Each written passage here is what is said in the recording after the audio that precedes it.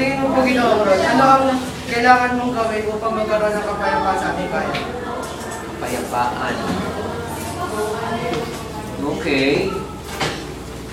So unang-una, alam natin, di ba, napag-aralan natin ang kapayapaan ay matatango lamang kung walang gulo. Okay? This is the absence of violence. So, unang-una ay dapat magkaisa ng mga tao sa isang barangay, sa isang komunidad.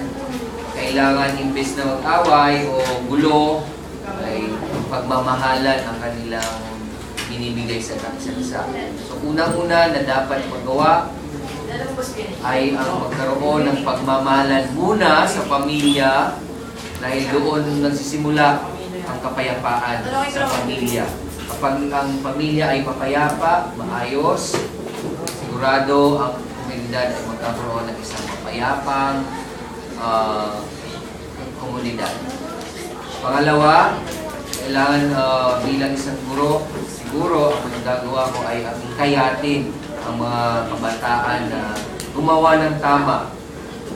Umiwas ang gulo, umiwas ang bisyo. So, pangatlo ay ang pagsali sa mga proyekto ng barangay na humihikayat at naghahangad ng magandang pagsasamahan. Kapag ang bawat pamilya sa isang komunidad ay nagkakaisa, nagtutulong-tulong, sama-sama, siguradong magiging masaya ang isang komunidad. Doon magkakaroon ng kapayapaan. So, maraming salamat po, Ginoong Ron. So, narinig po natin ang panig ni Ginoong Ron at yun lamang po.